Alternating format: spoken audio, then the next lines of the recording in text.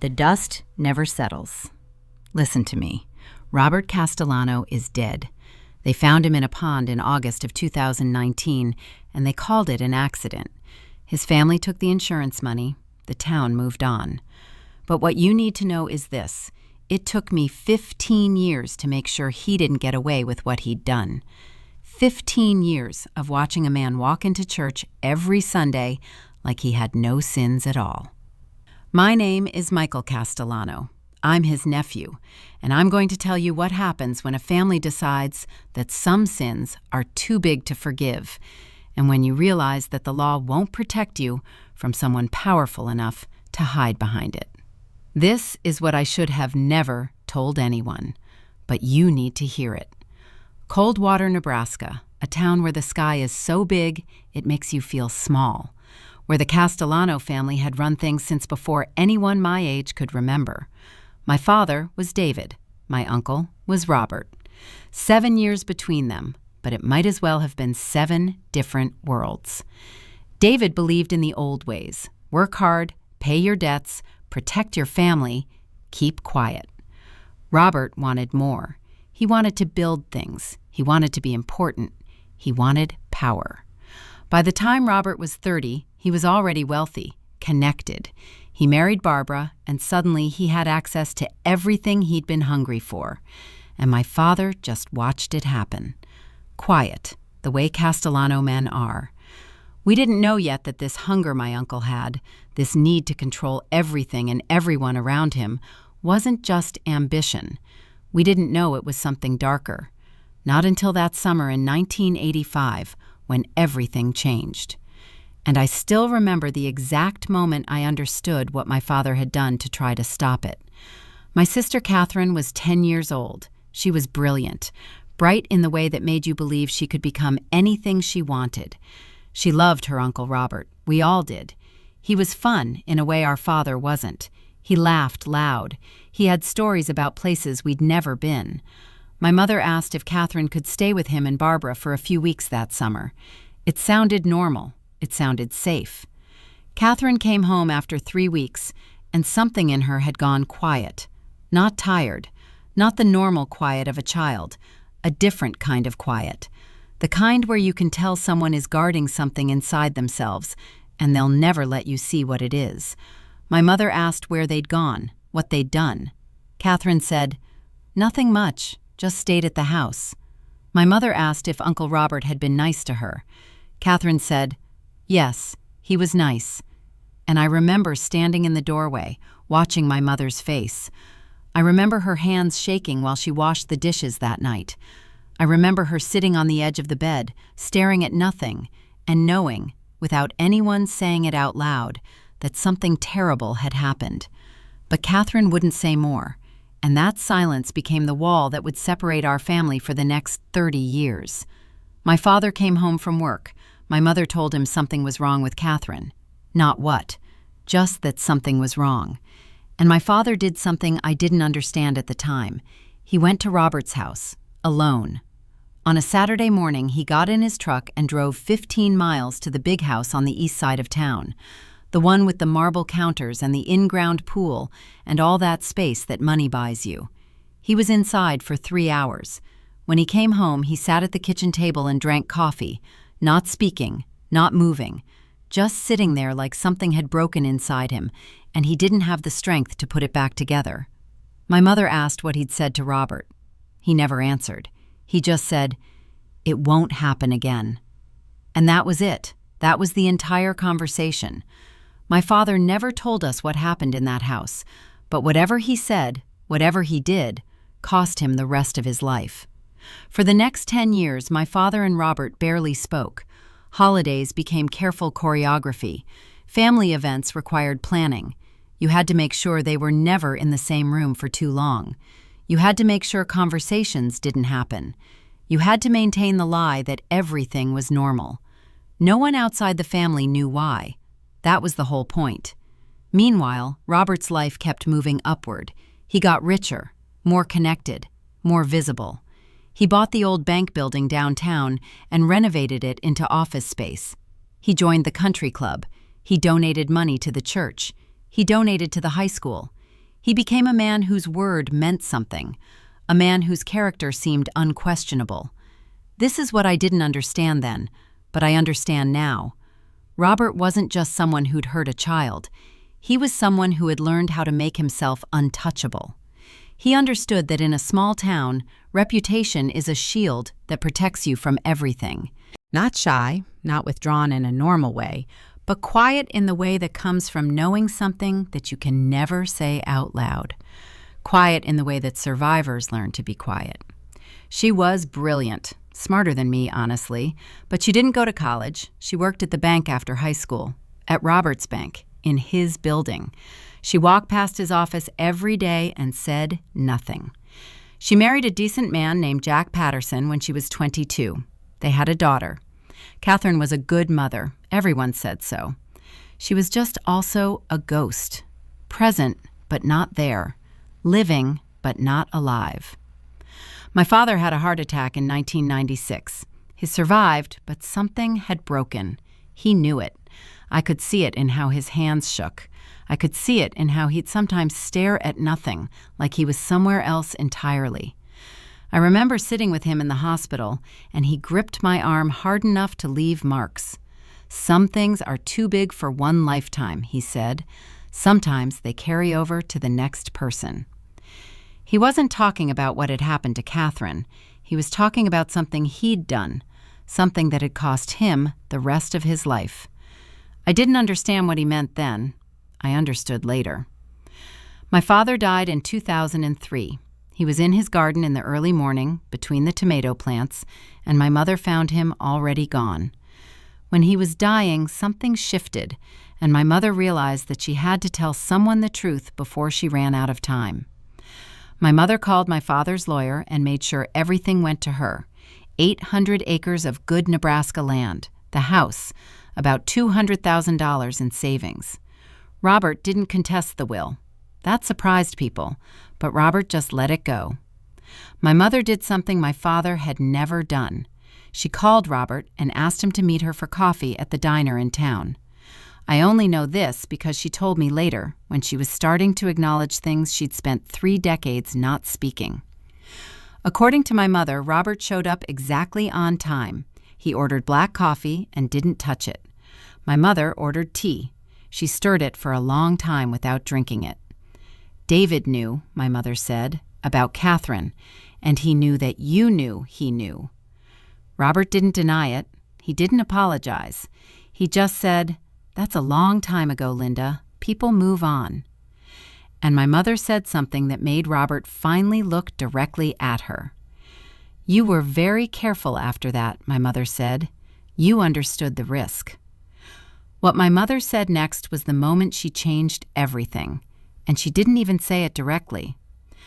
"I'm not asking for details," my mother said to Robert. "I don't want to know what you've done or what arrangements you've made. But I know something. I know that you've learned how to keep secrets, how to protect yourself, how to make sure certain things stay buried." They just sat there, 2 people across a table. My mother drinking her untouched tea, Robert drinking his untouched coffee. Neither of them said another word about it. My mother paid the bill and left. 2 weeks later, Robert's lawyer called. Robert wanted to buy the ranch, 20% above market value, a very generous offer. My mother said no. The offers kept coming, each one higher, each one more desperate. But my mother was dying. She didn't know it yet, but her body was already breaking down from the inside. She had maybe 6 months left, and she needed to do something before she ran out of time. She needed to make sure that what had happened to Catherine would not just disappear into silence. In April of 2003, she woke up with a headache. By Wednesday, she was in the hospital. By Friday, she was dead. An aneurysm, they said, one of those things no one can predict, one of those things that just happens. She lasted long enough to see me, to squeeze my hand, to make me promise something without saying what it was. "Listen to Catherine," she whispered. "Promise me you'll listen to what she needs to tell you." I promised. I didn't know that this promise would define the next 15 years of my life. I also didn't know that Catherine had been building something in silence, that she'd spent 30 years collecting the pieces, and that she was waiting for me to be ready. Catherine came to me after my mother's funeral. This was important. Catherine never initiated anything. She lived her entire life in reaction to what other people did. But she drove 3 hours in her old Corolla to sit at my kitchen table and finally, tell me what she'd been carrying since that summer in 1985. She was 40 years old, I was 37, and we were about to have the conversation that our parents had never been able to have. Catherine told me that something had happened that summer. She kept the details vague, but not because I didn't ask. Some things don't need to be described in detail. The impact is enough. The damage is what matters. What she told me was that she'd been 10 years old, that she'd known what was happening was wrong, that she'd stayed silent because the alternative seemed worse than staying quiet. That was a choice a 10-year-old had to make, and she made it the only way a 10-year-old can make it. Our father had intervened, had said something to Robert that had changed his behavior for a time. But Catherine had spent 30 years watching Robert, understanding his patterns, and she believed he had hurt others. Not me again, Catherine said, but other girls. I'm sure of it. When I asked how she could possibly know that, Catherine told me she'd spent 3 decades building a case. She had documents, affidavits, interviews she'd conducted carefully and anonymously with other women. Testimonies that would never be enough for court, but which were enough for her to understand the pattern. Enough for her to know that she wasn't alone. "What do you want me to do?" I asked. Catherine said, "I want you to understand. I want someone besides me to carry this, because something is going to happen, and you're going to have to decide what matters more, letting it go or making sure it doesn't stay buried forever." She left a folder on my kitchen table, 30 years of research, 30 years of someone trying to make sure that what had been done to her would eventually matter, that it wouldn't just disappear. I didn't know it then, but reading that folder would set me on a path that would take 15 years and end with everything I believed about justice in question. I spent weeks reading through everything Catherine had gathered. Some of it was hard documentation. Some of it was interviews she'd conducted with women who'd agreed to talk to her on the condition of complete anonymity.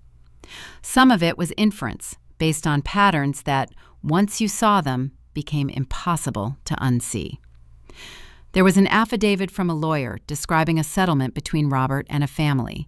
No names, no specific allegations, just a clear indication that money had changed hands to make a problem go away. There were letters from women, vague but suggestive, describing how their lives had been shaped by something they couldn't speak about. And there were interviews with people who'd talked to Catherine confidentially, not for court cases, just about their lives, about how certain experiences had shaped them, about the men who'd hurt them. I finished reading everything, and I understood something that Catherine had documented but hadn't fully articulated. Robert wasn't just someone who'd hurt a child. He was someone who'd built his entire life on the understanding that in America, if you have enough money and enough connections, you can do almost anything without consequence. That reputation is power, and power is a shield. I started noticing patterns in the financial records I could access at work. Families whose land had been sold to Robert at a fraction of its value. Small businesses that had borrowed from him only to be undercut by his own ventures. A pattern of acquisition and accumulation that was almost artistic in its precision. The same skill he'd used to hurt, the ability to read people, to understand their vulnerabilities, to exploit circumstances to his benefit, he'd applied to everything. It was all the same crime, really. The differences were just in degree. And that's when I made a decision that would define the next 15 years of my life. I was going to learn his game better than he did. In 2006, I moved back to Coldwater. I took a job at a regional bank, working in commercial lending. It was where I could see people's lives in numbers. It was where money told stories that people's mouths never would. and I started to build capital. I started small, identifying properties that were about to go into foreclosure, buying them cheap, holding them, selling them for a modest profit.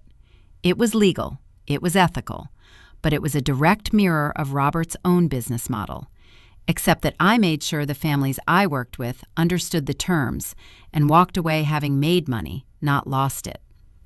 I started to understand the mechanics of Robert's operations in real time by watching how he responded to me. He noticed. Robert Castellano was not a stupid man, and he understood when someone was playing a similar game. I would see him at business events, at restaurants around town. He would watch me with something in his eyes, curiosity or calculation, and I would watch him back. In 2009, I made a move that he couldn't ignore. There was a property downtown that had been in the same family for generations, a hardware store that had closed 5 years earlier. The family needed money. They needed help. Robert wanted that property. He had a vision for what he could turn it into. He believed he had a right to it. I bought it instead. I paid cash, above asking price. I bought it before Robert even knew it was on the market. The family who owned it wept when I told them they were free. They'd been struggling for years, unable to move forward. I gave them enough money to retire comfortably. Robert called me within an hour of the sale being finalized. "That was a mistake," he said, without saying hello. "I don't think so," I said. "You're playing a game you don't understand," Robert said. And I said, "Then I'll learn the rules, and they're not that complicated." I hung up on him. That phone call was the moment Robert realized that someone was going to compete with him on the same level, and he had no idea why. What happened over the next 15 years was a kind of strategic engagement that would look small to anyone on the outside. There were no open hostilities. There were no confrontations. There were just two men making moves and counter moves in a game that was partially about money and partially about something else entirely. Every time Robert tried to acquire a property, I was already there, blocking his path. Every time he wanted to control something, I used my position at the bank to help the families that he wanted to exploit. I bought strategic locations throughout Coldwater, the lot next to Robert's office building, the corner lot across from the bank, the land south of downtown where I correctly guessed the development would eventually happen. Robert built a retail development project. I made sure another investor got the construction contracts. Robert wanted to sponsor a city improvement plan. I was the anonymous donor who funded a competing plan that was actually better. All of this was legal. All of it was ethical, at least in the way that business is ethical. But it was also a methodical dismantling of Robert's ability to control his environment. Thomas, Robert's son, started to notice. Thomas was intelligent, adaptable, more willing to adjust strategy based on changing circumstances. But Thomas didn't have his father's hunger. Robert was driven by something that looked like greed, but was actually something darker, a need to dominate, to control, to win against everyone, always. Thomas just wanted to run a good business and be successful. Those are different things. In 2016, Thomas called me and asked to meet. What Thomas told me in that meeting would be the moment I realized I was destroying more than just Robert. I was destroying his son, and I didn't know if I was willing to stop. Thomas and I met at a coffee shop in a neighboring town, somewhere neutral. "I think my dad is sick," Thomas said. He told me that Robert had been having episodes, periods where he seemed paranoid, where he was obsessed with threats that didn't exist, where he saw conspiracies in normal business dealings. Thomas thought it might be early onset dementia, or stress, or something else. "He's losing his mind," Thomas said, "and I don't know why. I don't know what happened to him to make him like this." I could have told Thomas everything in that moment. I could have let him know what his father had done, what kind of man his father was, what he was paying for. But I'd made Catherine a promise once, a promise to listen. And listening meant understanding that Thomas was not his father, that Thomas deserved a chance to understand his father without my intervention forcing the issue. "He took something from my family," I said, something I needed to address. Thomas studied me for a long time. "Is that what this is? You're making a point?" "I'm building a case," I said, "for making sure that what he's done matters." Thomas left that meeting understanding that something was happening, but not understanding what. That was intentional. What I didn't tell Thomas was that the pressure I was putting on his father was starting to crack something open, and soon that crack would become wide enough for the truth to finally pour through. In 2017, Robert's behavior deteriorated. He was making erratic business decisions. He was suspicious of his own employees. He was angry in ways that seemed disproportionate to what had happened. People who worked with him said he was taking medication for anxiety and depression. Barbara finally convinced him to see a doctor. The diagnosis was anxiety disorder. Not dementia, not illness, just the weight of something pressing down on him from the inside. Robert Castellano, who had spent his entire adult life making other people afraid, was becoming afraid himself. Not afraid of any specific thing, just afraid of a generalized sense of threat. The belief that everything he'd built was cracking, and he couldn't find where the cracks were. He was right. Robert started to consolidate. He sold properties. He pulled back from ventures. He became more defensive, more conservative. The people around him attributed this to age and stress. I knew better. Robert was doing what someone does when he senses danger. He was going to ground. And that's when something happened that changed everything. In late 2017, a woman named Sarah Hendricks showed up in Coldwater. Sarah was 42 years old, a high school teacher from Colorado back in town for a family funeral. While she was in town, she ran into Catherine at a coffee shop. Catherine and Sarah had gone to high school together. When they started talking, Sarah mentioned that she'd left Nebraska 30 years earlier, that she'd only recently started processing why, that she was working with a therapist and starting to reclaim the parts of her life that had been stolen. Catherine asked the question that changed everything. Does it have anything to do with Robert Castellano? Sarah said yes. This was the moment. This was when the silence that had protected Robert for 30 years was about to crack open, and he had no idea it was coming. What Sarah told Catherine was simultaneously consistent with everything Catherine had documented and uniquely compelling. Sarah had been 16 in 1992. Robert had approached her family about giving her office work, just a few hours a week. Good pay, good experience for a young person. Her parents, trusting Robert's reputation, had said yes. What happened in Robert's office was a moment that changed Sarah's entire life trajectory. It was something she'd spent 30 years trying to forget, and 30 years realizing she couldn't. Sarah left town right after high school. She never came back. But 30 years later, working with a therapist, starting to reclaim her own narrative, she realized that she didn't have to carry this alone anymore. Catherine told Sarah about the possibility of going to the police. Not pressuring her, just offering the possibility. Sarah said she wanted to consider it. And then something shifted in the machinery of justice. Over the next few months, 3 other women came forward, women who'd been hurt by Robert in ways that ranged from implicit to explicit, women who'd been paid off, women who'd been scared off, women who'd simply been worn down until they accepted their own silence as the price of moving on. All of them agreed to speak with proper legal representation. All of them agreed to tell the truth. The lawyer brought everything to the police. The police, initially skeptical, began to do what police do when the evidence reaches a certain threshold. They investigated. They interviewed the women. They looked at records and timelines and the architecture of Robert's life. Robert, understanding that something was happening, hired the best lawyers he could find. But Robert also understood something that even his lawyers didn't fully grasp. He understood that he was going to prison.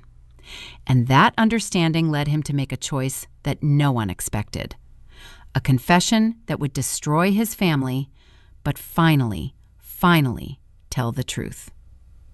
In March of 2018, Robert called Catherine and asked to meet. Catherine asked me what she should do. I told her to go, to listen. What I'm about to describe comes from Catherine's account of that meeting. Catherine recorded the conversation, not as legal evidence, but as documentation for herself, as proof that the truth had finally been spoken out loud. Robert told Catherine that he was willing to make a deal. He was willing to pay significant money if Catherine could convince the women to stop cooperating with the investigation. Catherine said no. And then Robert said something that Catherine said he'd never articulated before. "I don't know why I do it," Robert said. His voice, according to Catherine, sounded empty, hollow. "I've had 30 years to ask myself why, and I still don't have an answer. It's like there's something in me that looks at someone vulnerable and sees an opportunity. It's like I'm fundamentally unable to see other people as real." Catherine said she'd expected anger, manipulation, some kind of pathological charm. Instead, she got honesty. "The lawyers say I should fight," Robert continued. "They say there are inconsistencies in the case, that my resources can make this go away. And maybe they're right. But the thing about maintaining a lie is that it requires constant vigilance, constant effort, and I'm tired." Catherine asked if he was giving up. "No," Robert said. "I'm telling the truth. Finally." Robert agreed to cooperate with the police. He was convicted on multiple counts of sexual assault. The sentencing was 16 years in prison. It wasn't complete justice. Justice can never be complete for something like this. But at least the truth was officially acknowledged. At least the women were believed. But the conviction wasn't the end of the story. It was just the end of one chapter. Because the real damage, the collateral damage, was just beginning. Thomas had believed his father throughout the investigation. Thomas had stood by him, made excuses, hoped for vindication. But when Robert's confession became public, when Robert admitted on record that he'd hurt these women, something broke in Thomas that couldn't be repaired. Thomas had built his entire identity on his father's supposed character. He'd learned business from Robert, had learned how to move through the world from Robert. All of that was now poisoned. In June of 2018, Thomas checked himself into a psychiatric facility in Omaha. He never fully checked back out. 3 years later, he died. The official cause was complications from prescription medication. The death was ruled accidental. Everyone who knew the circumstances understood that it was something else. Not suicide exactly, but a slow surrender. A man who couldn't live with who his father was and couldn't live with the ways that his father's actions had shaped him. I didn't celebrate Thomas's death. I need to be clear about that.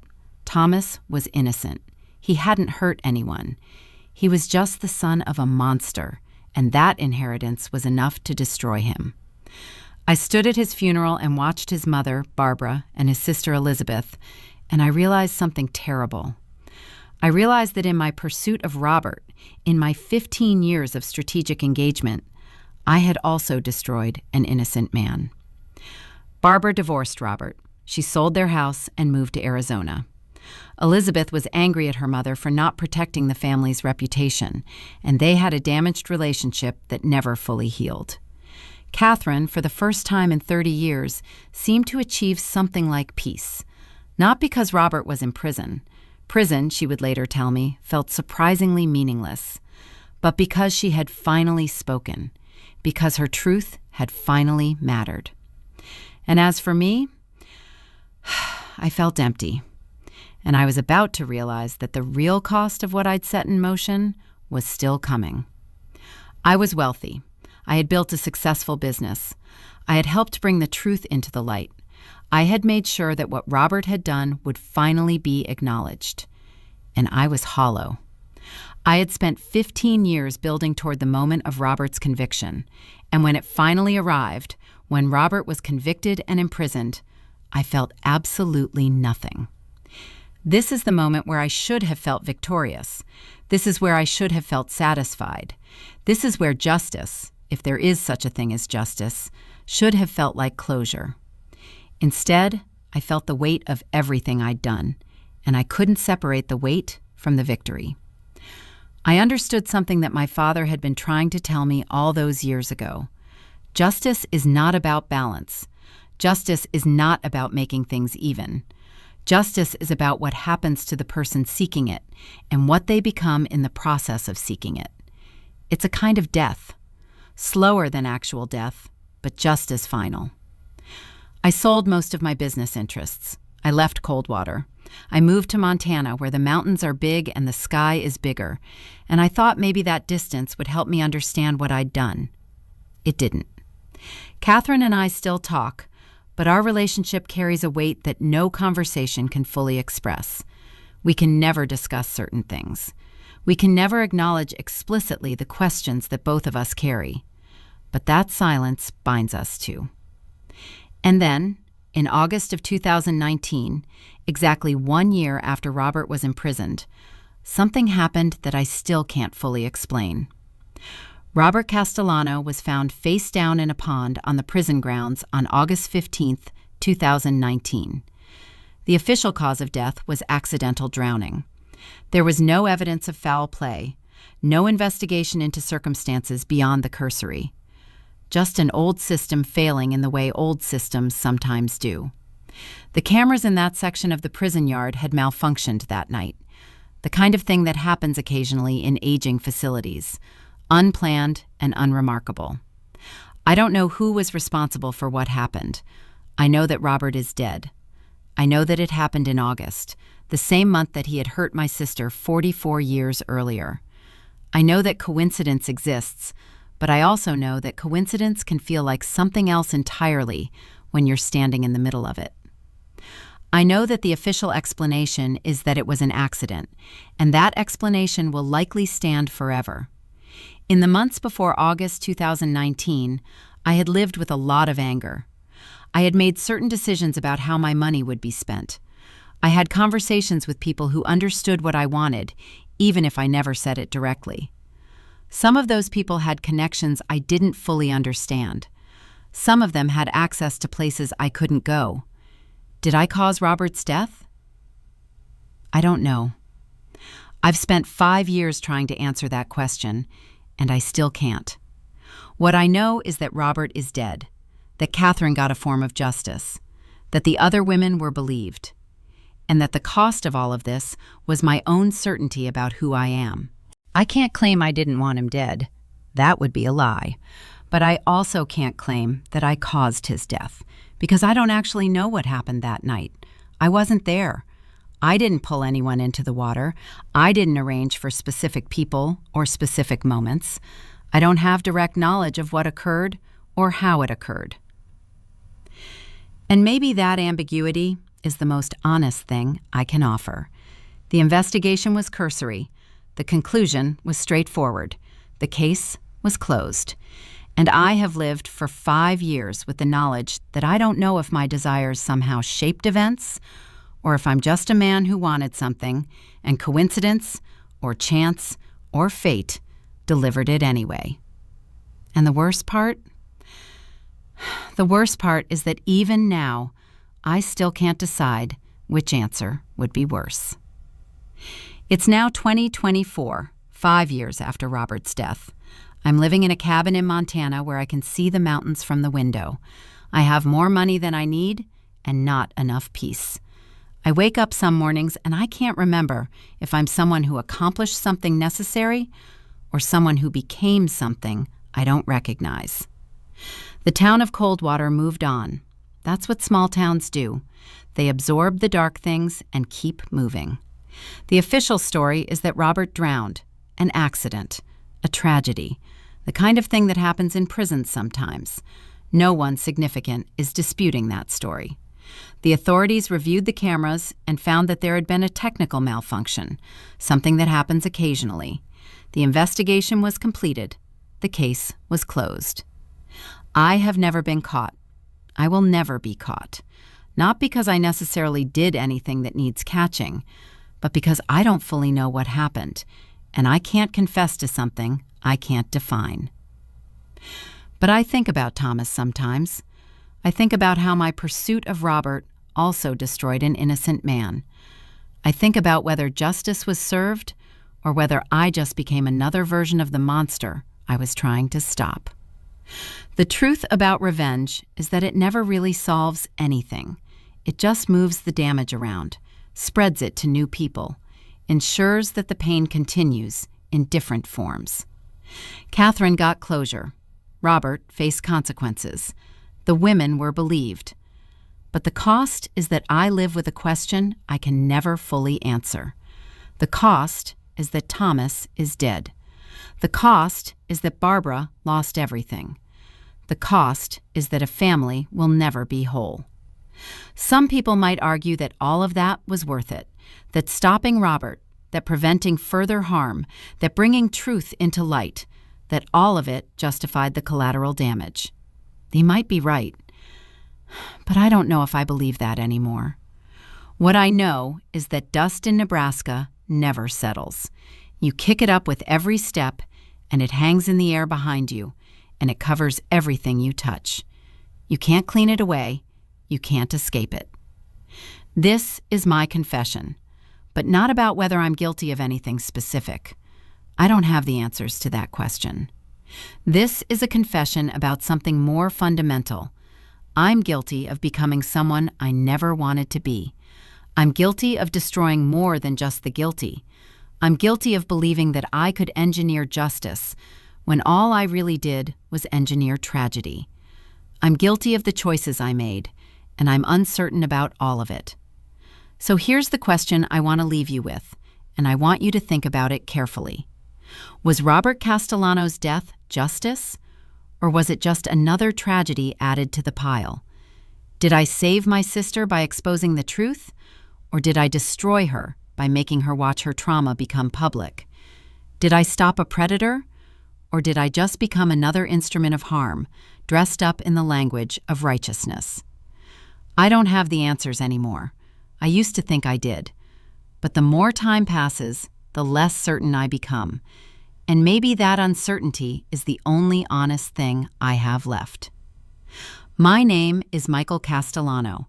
I'm telling this story because I need someone to know it. I need someone to understand that there are wrongs that the legal system can never fully address. There are men who have built themselves out of reach of normal consequences. And when you decide to do something about it, when you decide to fight back, you become something different yourself. Something that maybe wasn't there before. Something that maybe was always inside you, waiting for permission to come out. The dust never settles. It just gets redistributed. It covers different people. It finds new places to land and stick. I carry it with me, every day, and I probably always will. Before you leave this story behind, ask yourself, what would you have done? If you had proof that a man hurt your sister and the law wouldn't touch him, what would you do? If you had 15 years and patience and resources, what would you do? If you could build a case against him slowly, carefully, legally, would you do it? And if you did, what would that make you? Don't answer too quickly. Don't answer like you're sure. Because the people in this story, my father, my sister, me, we all started out certain. And certainty is what destroyed us all. Maybe. Maybe that's the only truth I can say.